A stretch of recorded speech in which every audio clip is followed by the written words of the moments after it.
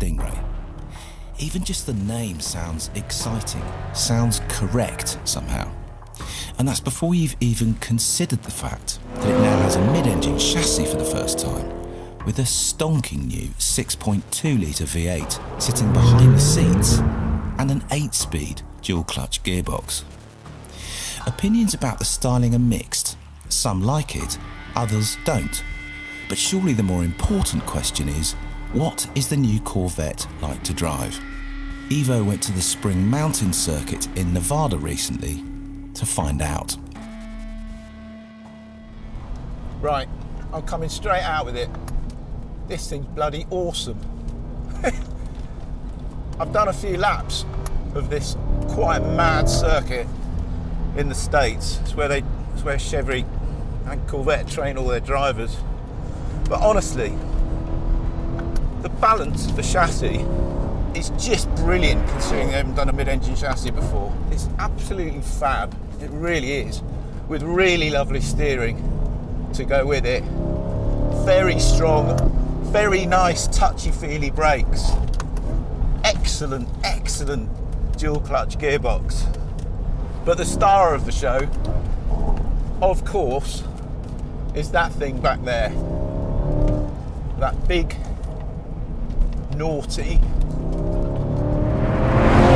beautiful sounding, atmospheric V8. It is a belter of an engine. Trust me, just believe me.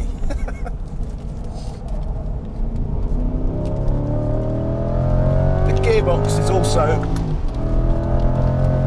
absolutely bang on, it really is. And then there is the straight line performance, which is pretty titanic, I have to say. 0 to 60 in 2.9 seconds. And this one, which has got all the aero bits on it, will do, I think it's 186. It's 180 high something. The less expensive one, weirdly, has actually got a slightly higher top speed, 190 something, 194 I think. That's because it's just, the one with all the aero on it has got a bit more drag, so you lose a bit of performance. The new 8th generation Corvette is a much more complex car technically than any other to bear the magic name, and not merely because it's mid-engined. The main chassis structure is fashioned from aluminium, with aluminium subframes at either end to which the double wishbone suspension is attached. The dampers are digitally controlled in the top-spec Z51 Performance Pack version you see here. There's also an electronic diff and a brilliant new dual-clutch gearbox that pre-selects the next gear up or down to produce super fast but almost seamless shifts. I even like the way it looks. Some people have had a bit of a go. In fact, we've had a bit of a go at it for looking a little bit contrived in its detailing. And okay, fair enough. I sort of understand that argument. I'm not sure I sympathise with it, because in the flesh, it looks the nuts, this car. The interior of the new Vette represents a massive leap forwards, both in its design and in its overall quality. Numerous different drive modes can be selected, altering the display within the intuitively designed new TFT instrument cluster. But it's the leap forwards in perceived and actual build quality that represents the biggest improvement. The new Corvette feels like an exotic, expensive car to be in now, which hasn't necessarily been the case in the past.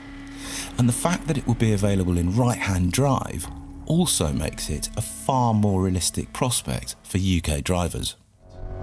I'm really, really struggling to find anything I don't like about it.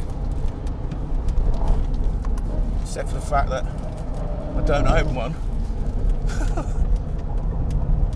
Gosh, the steering is so good.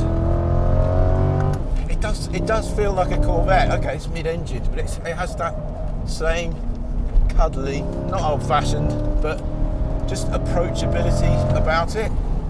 You don't feel like you're teetering around on the edge. there's a weeny bit of understeer, but not much.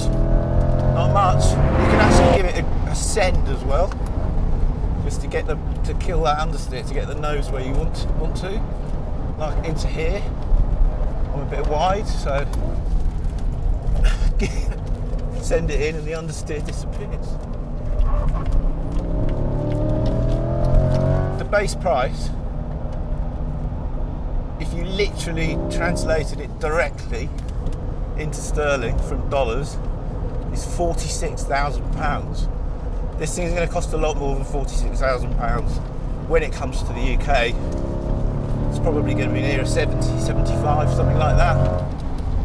But it will also be right-hand drive, which is a first ever for a Corvette. And the engineers, the people who have created this monster, they're saying that there is absolutely zero compromise in the right-hand drive layout. So not a different driving position. Dynamics will be exactly the same, but you'll just be able to sit on the normal side of the car for a UK punter. You can get quite carried away in this car, and the nice thing is, it doesn't bite. It constantly feels, it's lovely into there. I've come right off the throttle there, and the nose is tucked in beautifully. Congratulations, Corvette. You really, really have done the business on this car.